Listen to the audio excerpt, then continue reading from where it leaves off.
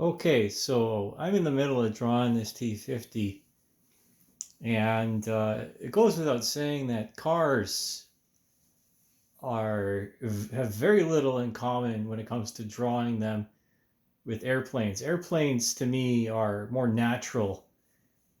Cars have this, of course, this boxy rectangular thing to deal with, whereas uh, aircraft have more things in common with triangles and cylinders and a lot of blended surfaces that are um, more easily defined through when you start through the shading and the coloring. Whereas cars have a lot more, in my opinion, have a lot more hard lines to deal with. And of course the wheels. I was thinking about this. I'm trying to get in a little bit, trying to get into Gordon Murray's head, and I'm like, what did Gordon Murray really love when he was a kid? And I thought to myself, it was probably British airplanes from the 1950s and 1960s. So like a Swift, um, or an English Electric Lightning, or a Canberra, or something like that. Uh, or a meteor, or a vampire, or a viper. It goes on and on and on. Or a buccaneer, even. The buccaneer is actually one of my favorites from purely an aesthetic point of view. But my favorite airplane, at least in the British tech tree so far, has to be the Harrier GR1. That's the one I've spent the most time in. Okay, so I'm gonna try and draw the grill here. And I had one attempt beforehand, and again, it's all about getting the square and the angles. But this car has very few like square lines to it. There's a lot of French curves. I don't have a French curve um, uh, plotter to help me with this, but I was watching again the Draken, and or the Vigan, and that design process. And those guys, that was amazing. The draftsman, he just drew out the vertical stabilizer in one swift motion, like what, and that was it. There was no waste of energy. It was so mind blowing to me. And that's what I aspire to in my own life. And I was thinking, well, at least in my own practice. And so I guess this is part of that. But those guys, they depended on their drawing skills to earn money. And in this age of AI generated bullshit, some of it's really cool. I admit, it's really fun, but it doesn't have that human quality, in my opinion. So I'm going to put this on camera, like I have before in another instance when I was painting Phantasmagorie, Spooky Orgasm, um, and you're just gonna put this on camera, and I'm gonna put it on YouTube, and then I'm gonna tag GMA, and hopefully, Gordon, you get to see this, and hopefully this turns out. I really do think I really have a lot of hope and positive energy in this, and I'm thinking about different influences, um, like the different cars, and so on and so forth, and what kind of effort it was to bring this to fruition from a drawing to that, a drawing to that. Okay, so I'm going to do this now, and hopefully I don't screw it up. Oops. Sorry.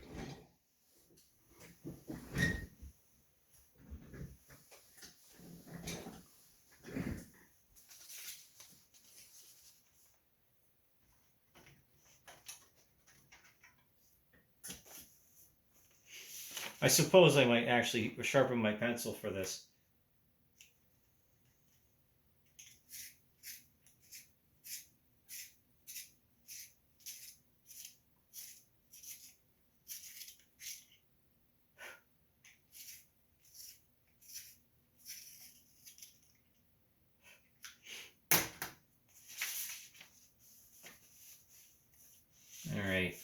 So this is one of the things that I do is I'll take the straight edge and then I'll try to move it. You see, take something from there and then put it onto the actual drawing itself. And then maybe get a reference point. See, I'll put a dot there or something like that. And then I'll try to bring it in.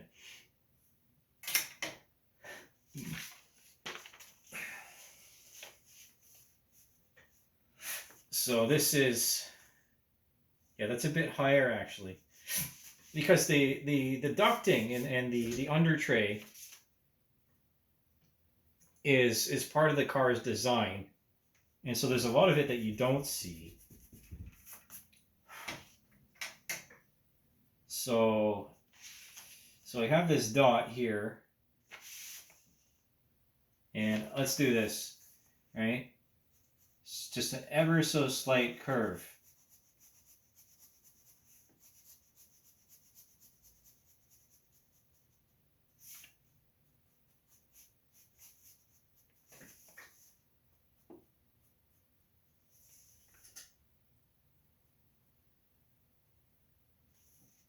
Right? And this radius. So sometimes I'll draw on the image itself and I'll try to get a feel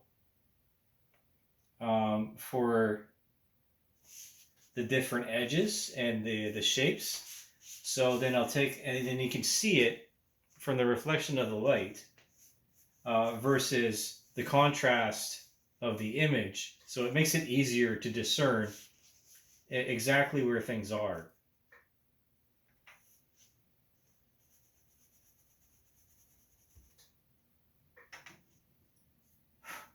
And then I'm turning this around and stuff like that. I can't do that with the paintings. That's a little bit different. You know, I have to do the painting as it is. I can rotate it sometimes, but if I have an image, and I have to expand it beyond the confines or beyond the size of the reference material.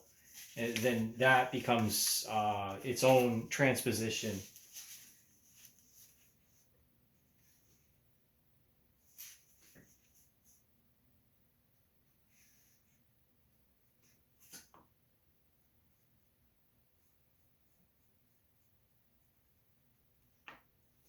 And so then I've taken to measuring. So say like that transition from just at the front of the bumper here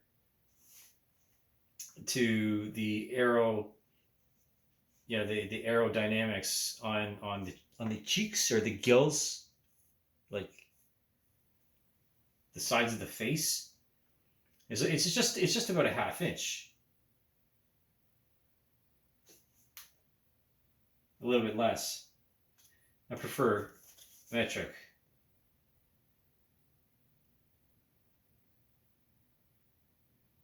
So about it like there.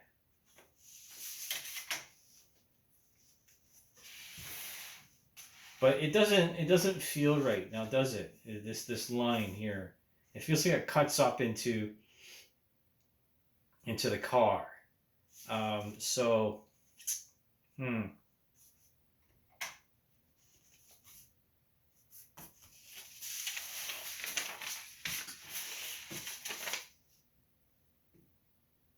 So we'll do this again.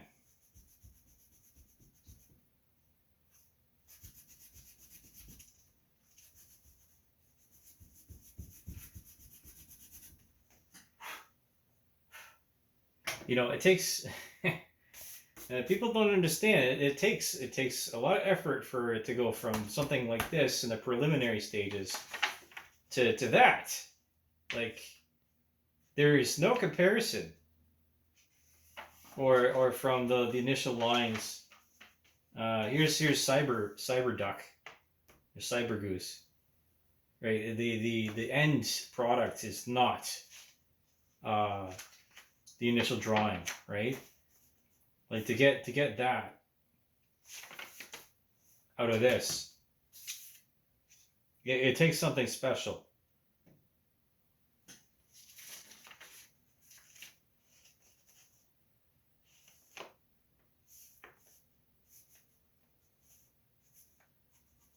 Okay, so the angle here,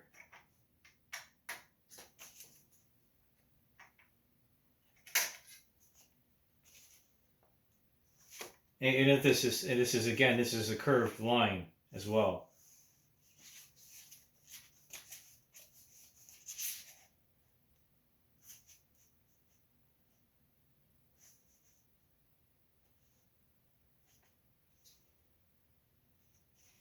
So we'll put a reference there, a little dot.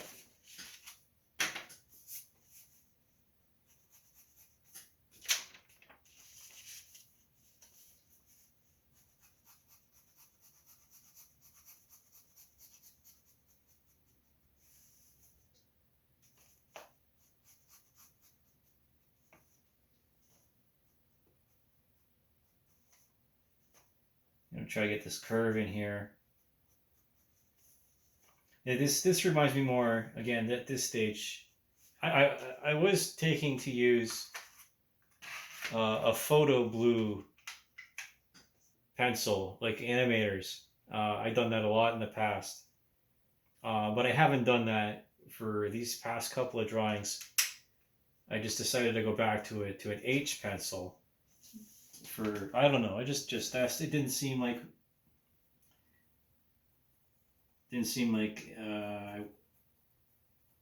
I wanted to do it.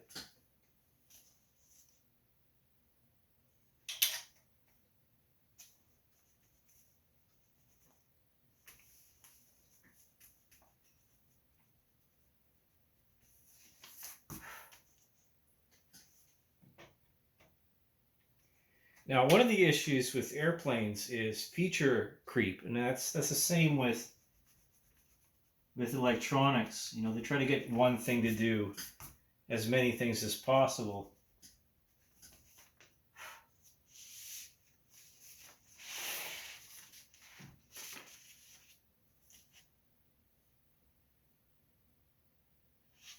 And you have this sweeping line here, this coming to this convergence at the front of the car. It's really messing with my head right now.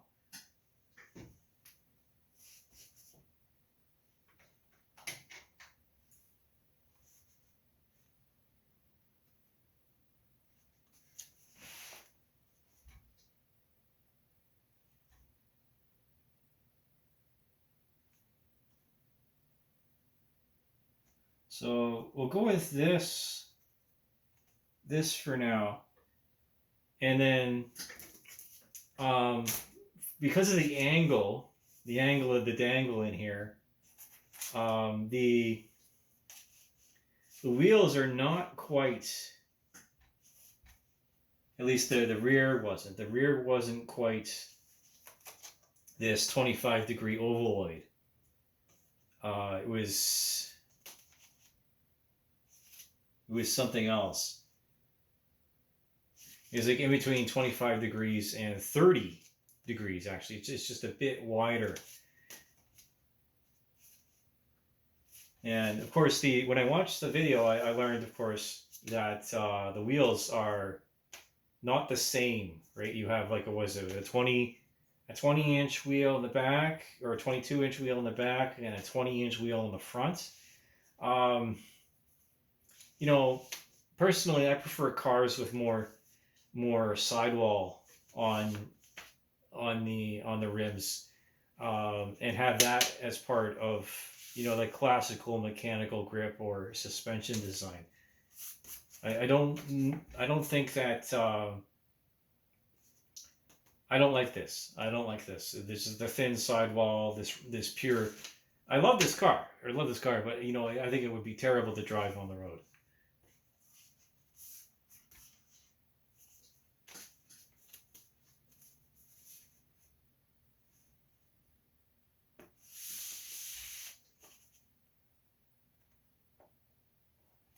So that's about bang on here, and it's just getting the angle because again there's the caster, so to speak.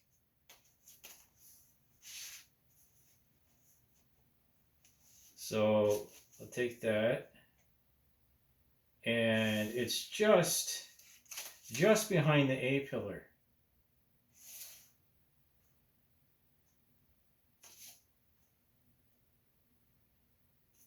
And it's down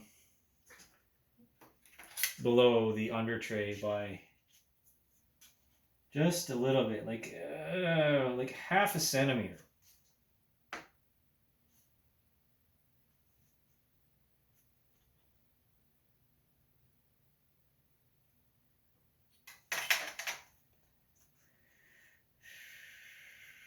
Okay, let's see if I'm going to get this right or not.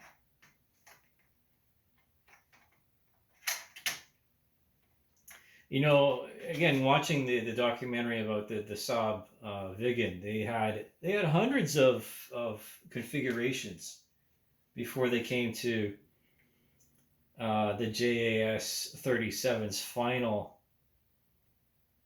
design. And the thing that got me, of course, was like the JA-35, the two-seater, the post-war fighter, and its computer, which was just copper wires and magnets. It was an analog computer, so if you charged the magnet, that would be a 1, and if you discharge the magnet, that would be a 0. And just thousands of these little iron rings, as they were saying.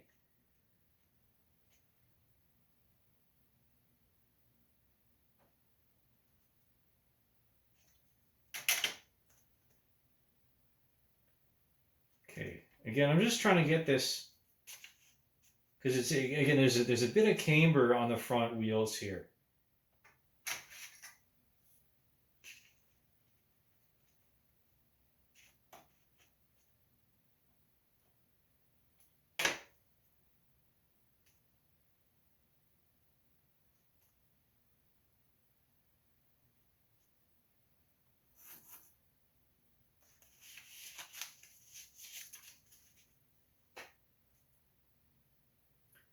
And then I'm going to measure the distance between the hubs here because I can see them.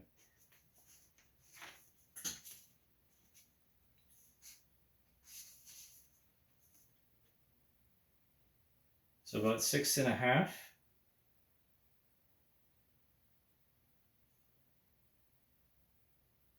Okay, so I have to do some adjustment here. And I'll probably end up adjusting the windshields and bringing that a bit over. But in trying to maintain all of these proportions is the real challenge. Is this, again, from top edge to top edge of the, the apogee of this parabola.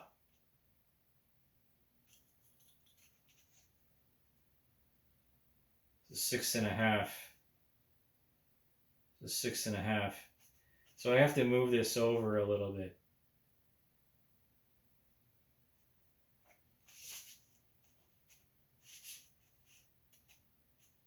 Another thing that I've done to keep things in where they need to be is again, again, this is why I cut down the image. Is to see the hub, right? So that's 6.7 centimeters, and then from the other edge is about 10 centimeters. So that's about 2 inches. All right, so if we got 2 inches here, so I have to bring this over. I have to bring this wheel over, and then I'll have to change where this lies, and because there's something off. There's something off here.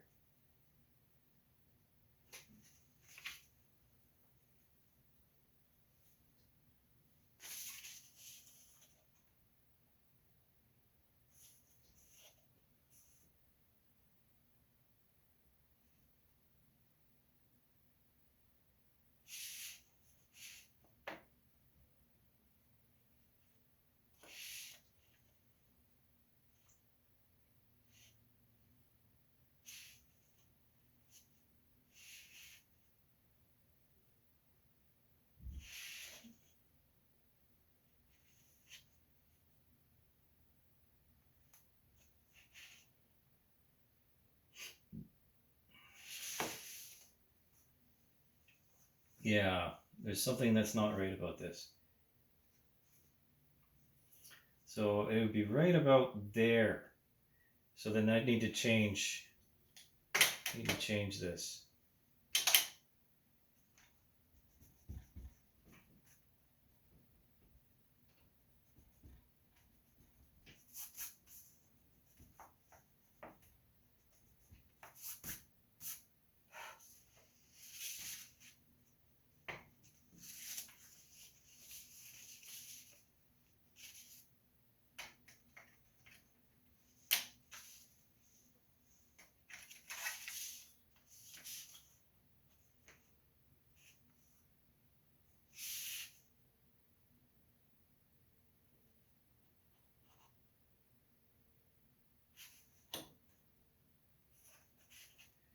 Okay, so let's try that again. Let's put a little marker there.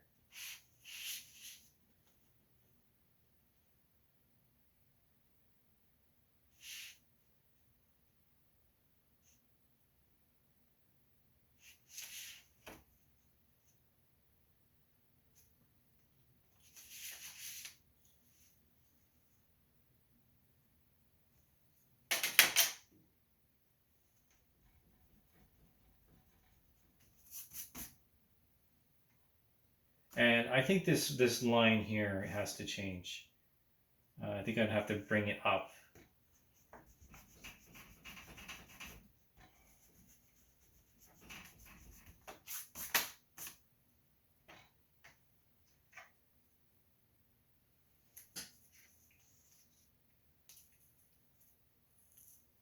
And traditionally, some other people who draw cars, they would do, I don't know, would do a box or something like that, and they would start drawing in the curves and whatever the fuck those people do.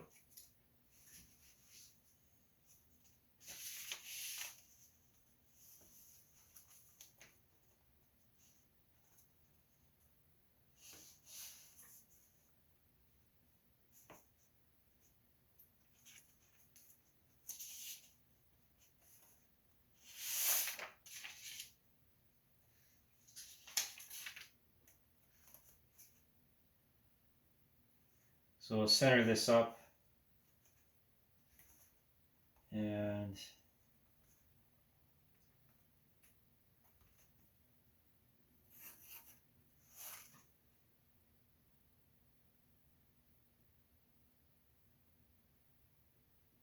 let's see if I like it or not.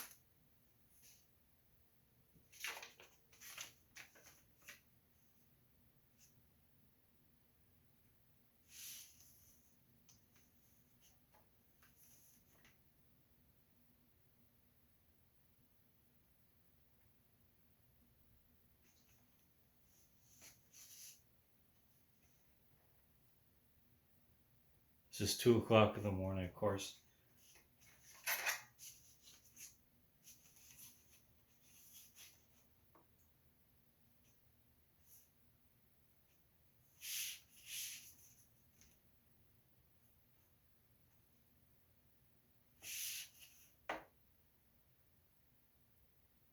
Okay, so that's where I want it to be.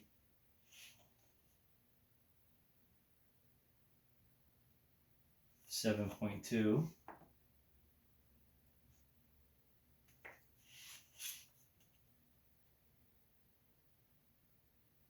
And 3.3, which I measured out before.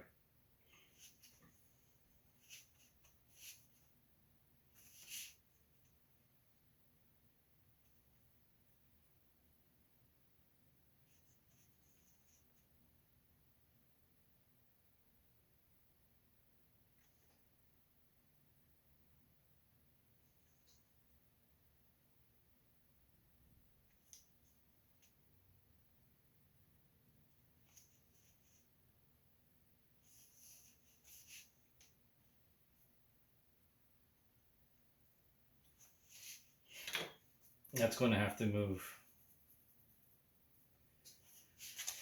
which I find problematic.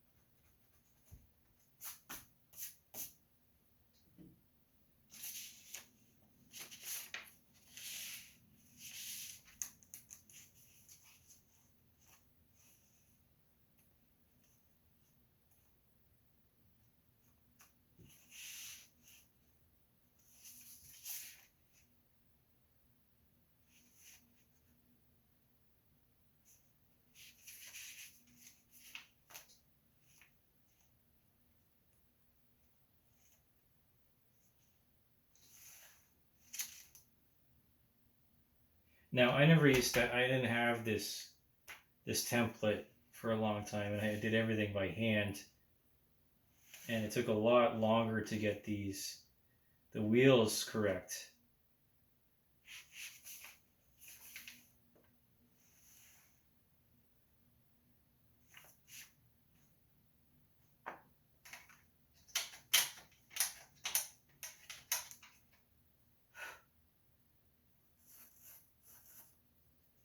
All right, I think that's a little bit better.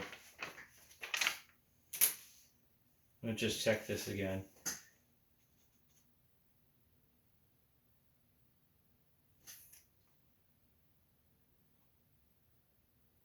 Six and a half. Yeah, that's a lot better. Okay, I'm happy with that.